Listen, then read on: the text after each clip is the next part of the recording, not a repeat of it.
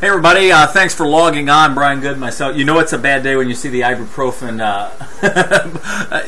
Diet Mountain Dew. Pull our hair out kind of Friday here. Not the best way to end the week unless you're a snow lover, right? Yeah, I mean it's nice to see the wet snows. We were saying all week that these wet snows are the best because they're pretty. But and if you don't have to travel, obviously. But you know when they stick to the trees and the rooftops, at night it really creates a glow. We've seen so many beautiful pictures that our viewers have sent in from all of our Twitter feeds and Facebook. In fact, still going through many of them. We appreciate your reports. Yeah, they make a big difference because we see the radar trends. We see when it's going to go.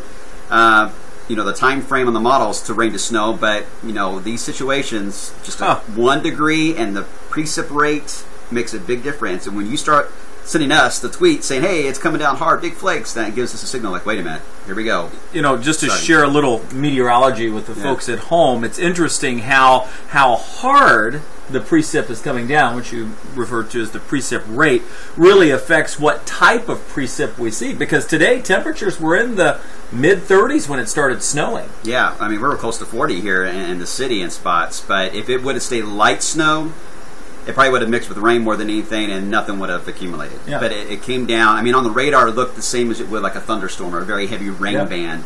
And it was the giant flakes is what we're seeing on the radar, and it really just it accumulates fast. Doesn't matter how warm it is, really. Well, and what happens is it starts to precipitate so fast that it drags that cold air down, and it's able to stay a snowflake all the way to the ground. Yeah. And then it starts accumulating, and you get a quick 2, 3, 4 inches in some cases of snow. Yeah. We saw that. Yeah. If this band wouldn't have moved, it would have been a lot worse of a scenario tonight. So you're looking at the SkyTrack cameras. We're just after 8:30 here. I wanted to mention this because the roofs for a while there were white in Corydon. That's since changed, but to our south, not the case. Yeah, this is we're getting reports now. We're 4 inches, 4.1 in Vine Grove, and just a few moments ago in Cecilia, Kentucky, 4.75.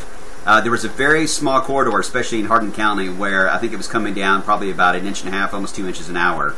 And that led to some of those higher totals that we saw. Well, it reduced visibilities and it caused a number of accidents down there. Technically, this winter weather advisory issued, what time was that? Just about 5:30? It was during the newscast. Yeah. So that came out during the 5 o'clock hour, but to our south in the southern part of our viewing area, you can see while we're taping this where the snow is. That heaviest corridor of snow was across northern Hardin County, parts of Bullitt County.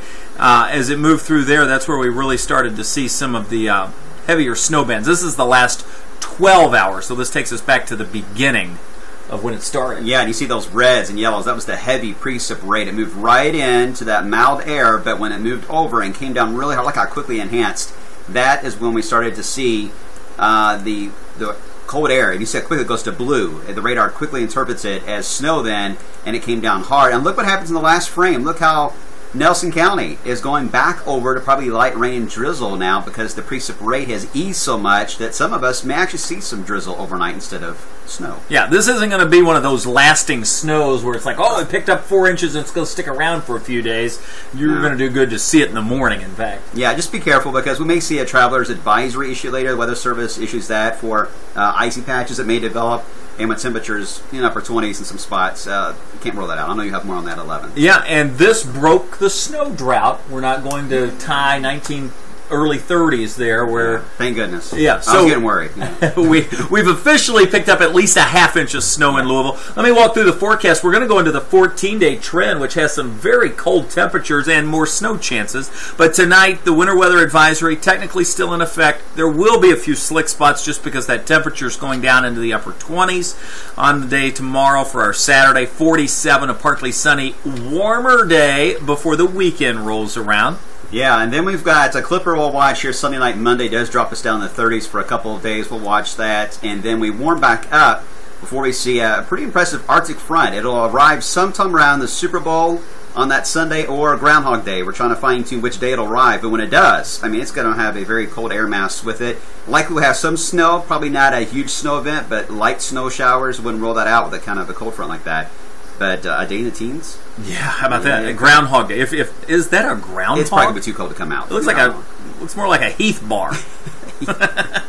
Not sure that's a good or bad thing. Yeah, well, or a Twix. Or Twix. Let's take you through the breakdown here. We'll point out again that we're back in the 40s with some sun Saturday. Looks pretty good. And then the 30s arrive Monday, Tuesday.